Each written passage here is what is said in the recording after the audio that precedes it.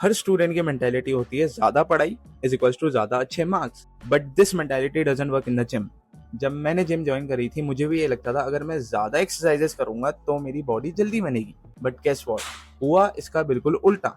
मेरी स्लीप खराब हो गई, मेरी रिकवरी में इश्यू आए एंड अल्टीमेटली मेरी मसल ग्रोथ स्लो हो गई। इस वीडियो में मैं ऐसी 3 गलतियां शेयर करूंगा जो मैंने करी थी एंड आई गेस हर जिम बिगिनर करता है, बट अगर आप इन गलतियों को अवॉइड करेंगे तो I am sure you will make a great physique, और वो भी काफी कम टाइम में।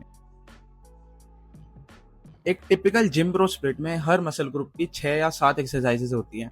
फॉर एग्जांपल, चेस्ट डे के दिन मैं करता था flat bench, incline bench, decline bench and in सारी एक्सरसाइजेस को वापस से डंबल्स के साथ। इस चीज से मेरी चेस्ट इतना ज्यादा फटीग हो जाती थी कि वो नेक्स्ट चेस्ट डे से पहले रिकवर नहीं हो पाती थी। इस चीज को अपन बोलते हैं over training. So how to avoid over training? Well, the answer is movement pattern को समझना। इंस्टेड ऑफ हर मसल ग्रुप को बार बार अलग अलग एंगल से ट्रेन करना, हर एक्सरसाइजेस का मूवमेंट पैटर्न समझना बहुत ज्यादा इंपॉर्टेंट है।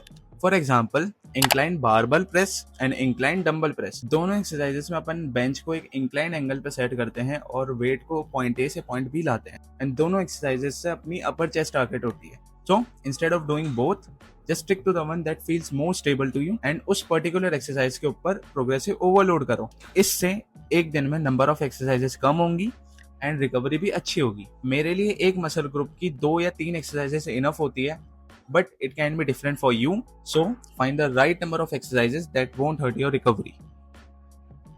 एज अ जिम बिगिनर आपके पास एक एडवांटेज होता है विच इज न्यूबी गेन्स। जब आप पहली बार जिम जाकर वेट ट्रेनिंग स्टार्ट करते हो तो कुछ टाइम तक आपको रैपिड प्रोग्रेस मिलती है, जैसे मसल्स का तेजी से बढ़ना, स्ट्रेंथ का तेजी से बढ़ना एंड थोड़ा बहुत फैट लॉस भी होना।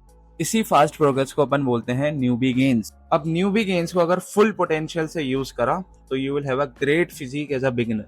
इसके लिए 3 फैक्टर्स बहुत ज्यादा इंपॉर्टेंट है: intense workout with progressive overload, getting enough protein and proper sleep. जब मैं एक जिम बिगिनर था मैंने इन चीजों में से सिर्फ फर्स्ट वाला पॉइंट अच्छे से करा था एंड बाकी की 2 चीजें that is diet and sleep को अवॉइड करा था and I regret it now. आपकी डाइट और स्लीप एक अच्छी फिजिक बनाने में बहुत ज्यादा इंपॉर्टेंट है। हर रोज अपना प्रोटीन गोल हिट करना एंड 7 से 8 घंटे की नींद लेना आपकी मसल ग्रोथ और आपकी रिकवरी बहुत ज्यादा अच्छी कर देगी and better recovery is equals to better muscle growth.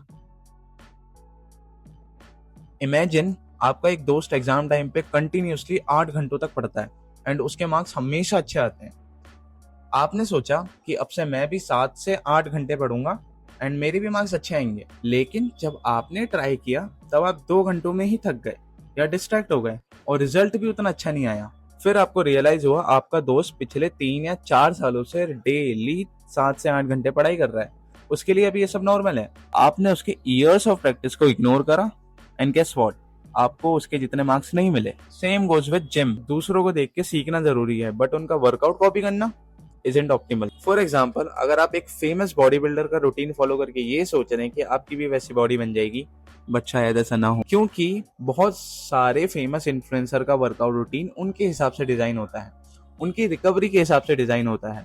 अपना खुद का ट्रेनिंग स्टाइल ढूंढो, अपनी ट्रेनिंग फ्रीक्वेंसी समझो एंड सबसे ज्यादा इंपॉर्टेंट, इंश्योर करो कि आपकी रिकवरी कॉम्प्रोमाइज ना हो एंड लास्टली, कॉपी मत करो, अडेप्ट करो।